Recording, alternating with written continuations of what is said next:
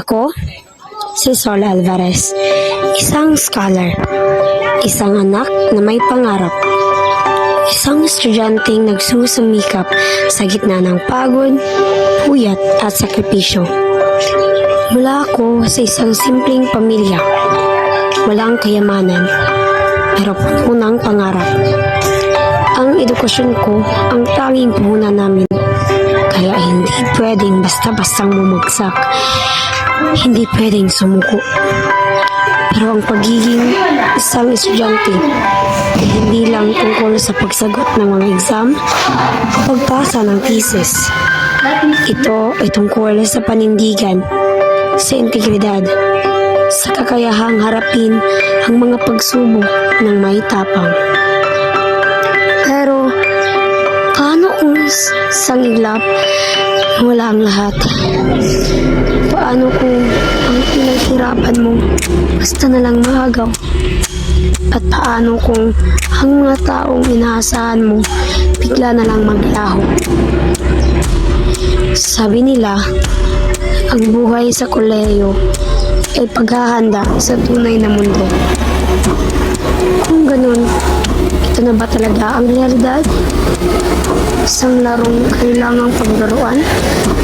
Isang laban na dapat ipaglaban?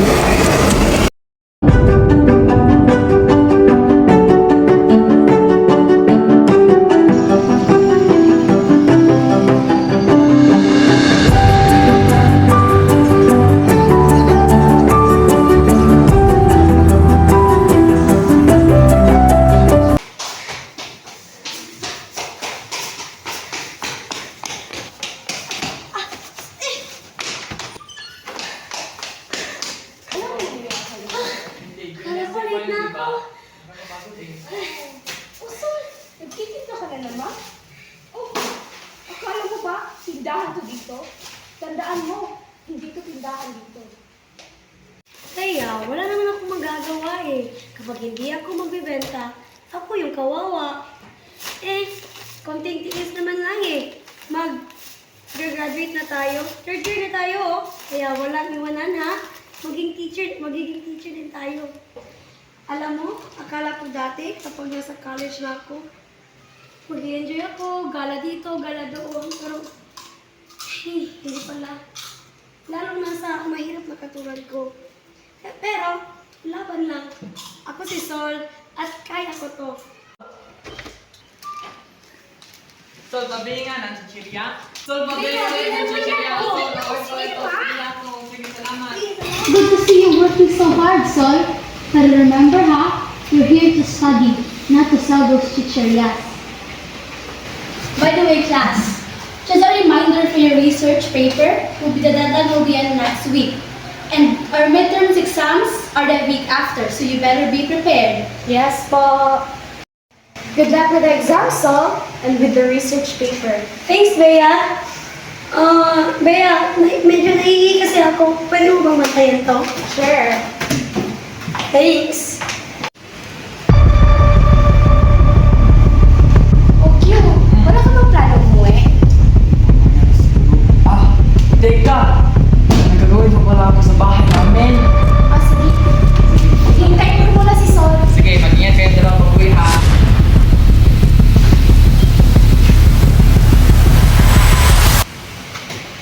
Sige.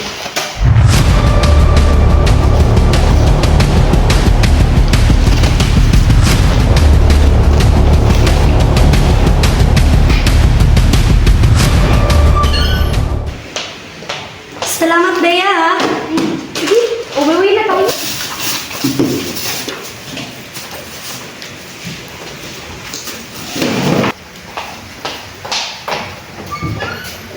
Let's go, kid! Tara na, Arn!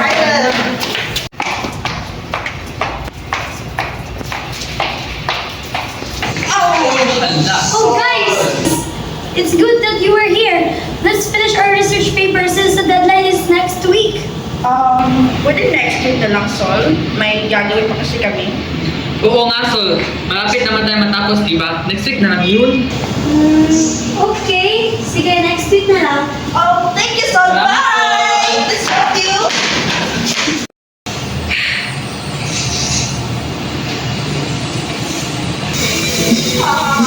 stressful, right? Yeah.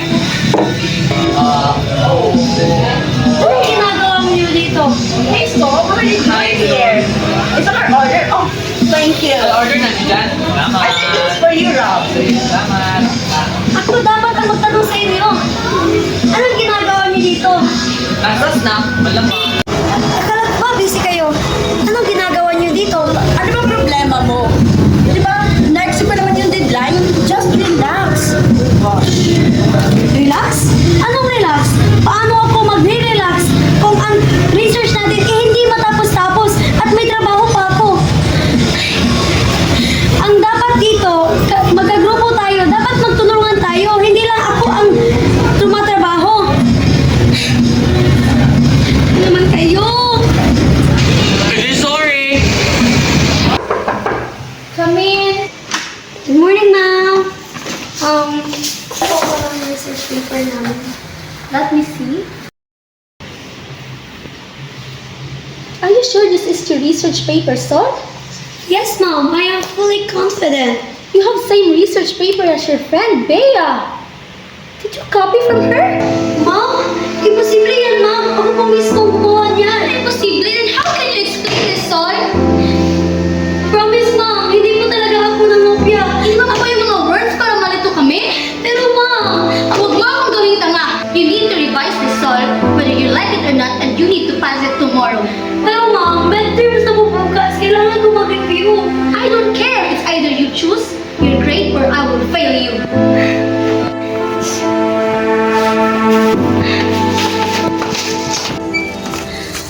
Uy, guys! Look at this. Tapos na kayo sa part niyo? Wait. Let me check it first. Please. Yeah, we're done. Yeah, tapos na kami. So we're done with our part. Here. Ay, pinagpaguran namin yan, ha? So you better appreciate it. Here. Okay.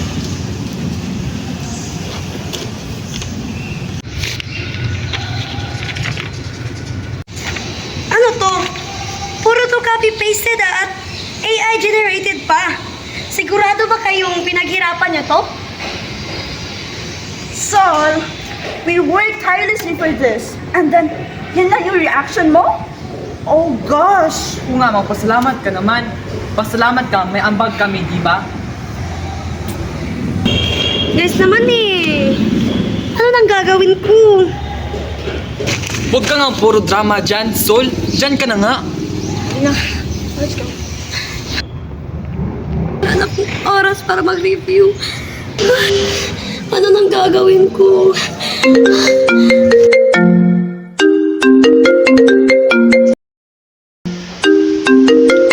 Yes, Mrs. Ramirez? Yes, I have the answer key for tomorrow's midterm exam. Yes, I'll be there.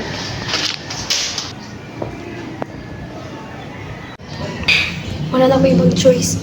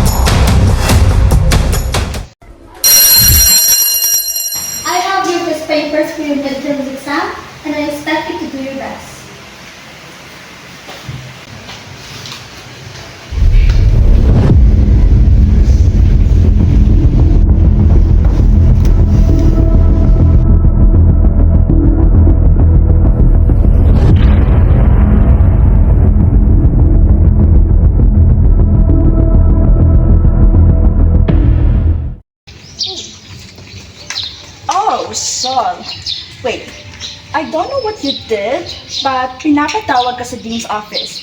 Now, as in N-O-W, now.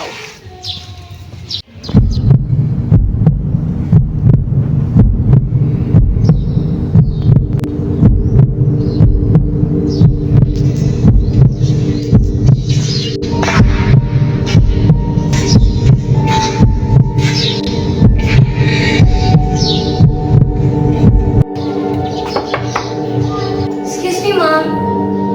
Pinapatawag mo daw ako? Yes, come in. Alvarez, what do you think you're doing? Nakita ka naman sa CCTV na nanguha ng answer key. Oo, hindi yan totoo. Don't make me look dumb, Alvarez. Ma'am, do you have proof? Yes, we caught you on the CCTV footage.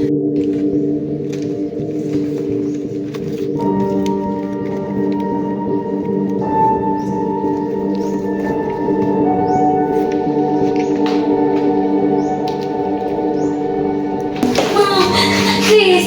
This is not tolerable, Miss Alvarez, especially when you're a scholar. So I have no choice to take your scholarship. Leave my office now! Leave! Please, ma'am. Leave my office! This is the only one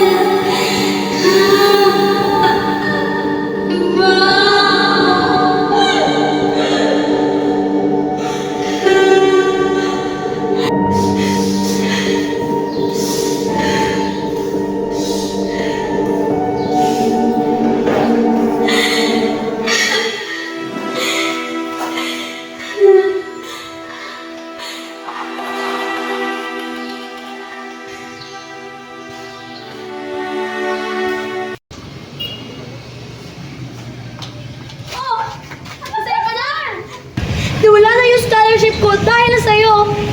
Alam mo, umpisa pa lang, alam mo na kailangan ko ng scholarship. And in order to get the validation you needed, you have to freaking sabotage me. Is it my fault? Is it my fault na iniiwan mo yung mga gamit mo kung saan-saan? Ano ba itong scholarship kung hindi para sa'yo? Hindi para sa'yo. Kasi kayong mga mahihirap. Mamamatay mahihirap! Ganyan ka ba talaga sa akin, Bea? Itinuring kitang kaibigan, kapatid, kapamilya. Tapos ito yung igaganti mo sa akin. Sana, hindi na lang tayo nagkaibigan. Sinayang mo lang yung 7 taong pagkakaibigan natin. Sinayang mo lang yung buhay ko.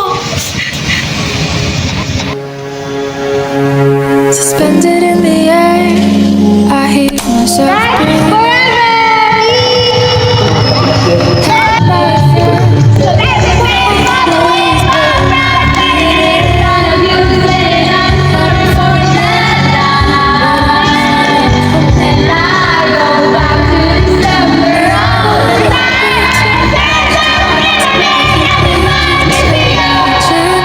That I'm waking the next day without you beside me. And who I hold on to today, tomorrow will just be a memory. And that I will look back at all of this and wonder why I stayed in here just to watch you disappear. So I breathe and let you go.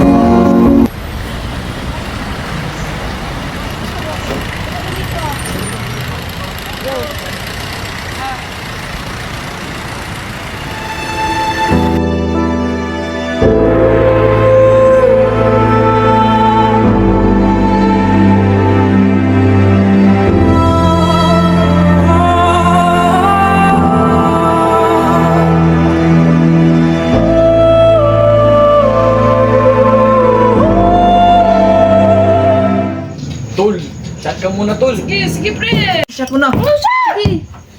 Ako din. O, ikaw din. Buti ba yung anak ko nag-aaral? Akin, may asawa. Oo. Ang hina nyo naman. Ay! Oh, nandyan na pa na nga yung pinakamatalino kong anak. Alam niyo ba mga pare? Scholar to eh.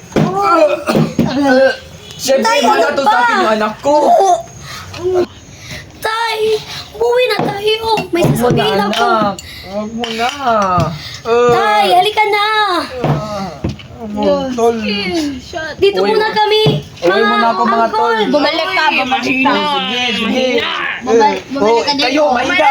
Isa lang bote na tips nyo. Bumalik ka. Ano ka ba, Tay? Ano ka ba na? Masok muna kayo, Tay. Ay, umiinom ka na naman? Tay naman eh. Paano kung hospital ka na naman? Wala na nga tayong pera, tapos pupuproblemahin ko pa ninyan? Tay.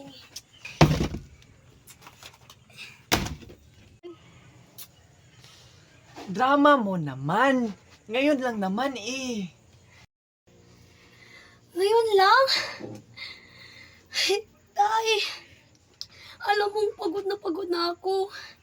Tapos, alam mo, inaasahan kitang tumayo bilang magulang namin dahil simula nung nawala si nanay, hindi ka na tumayo bilang isa. Alam mo ba, Tay?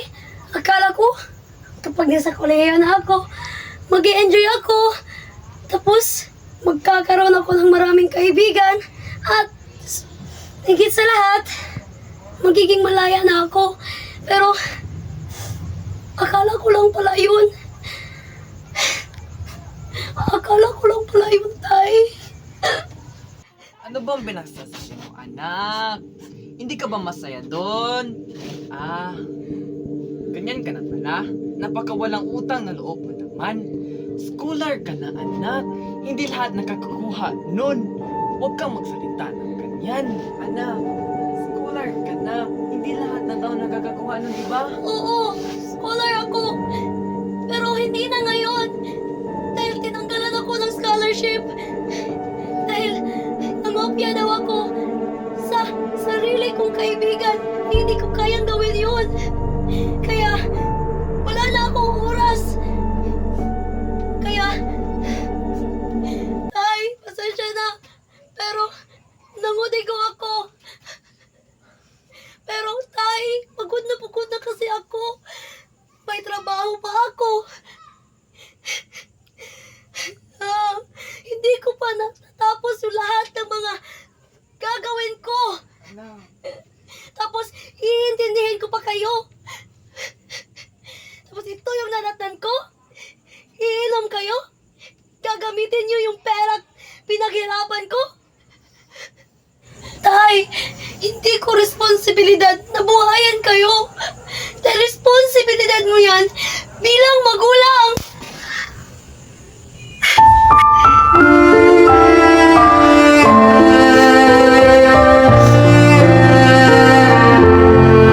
Wala kang utang na loob, Sol. Akala ko naman matalino ka. Kung alam ko lang na ganyan ang maltrato mo sa akin, edi sana hindi ka namin binuhay ng mama mo. Sana nga dahil hindi ko mararanasan ang buhay na meron ako ngayon. Pagod na. Ginawa ko lahat ng isip ko. Pagod na.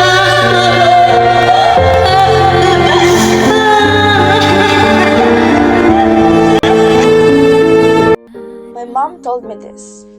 Hate has 4 letters, but so does love. Enemies has 7 letters, but so does friends. Failure has 7 letters, but so does success. Cry has 2 letters, and so does joy. And lastly, betrayal.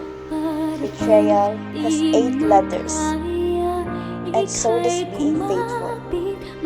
You always have a choice. So choose the better side of it. So to my fellow graduates, congratulations and good luck for the next chapter. Sa college ko naranasan ang totoong hirap sakit, at pagod.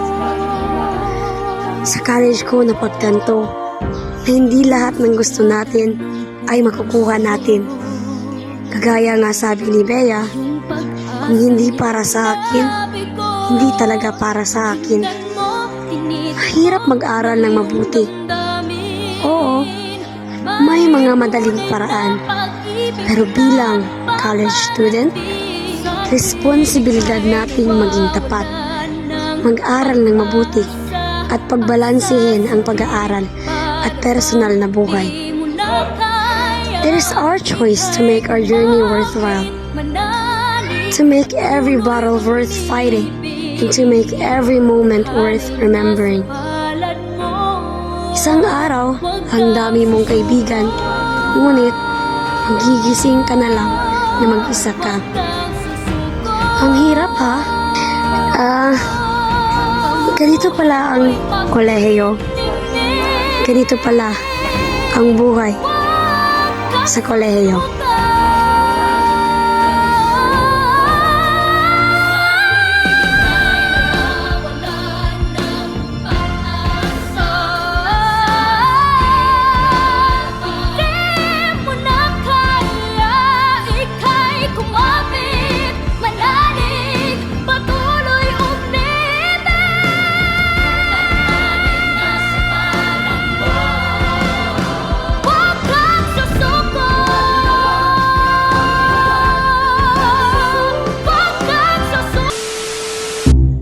Wajimoto. Itu and go. Hirap! Ay, uli! Mas adik ko kasi ako gamahal. Nag-away!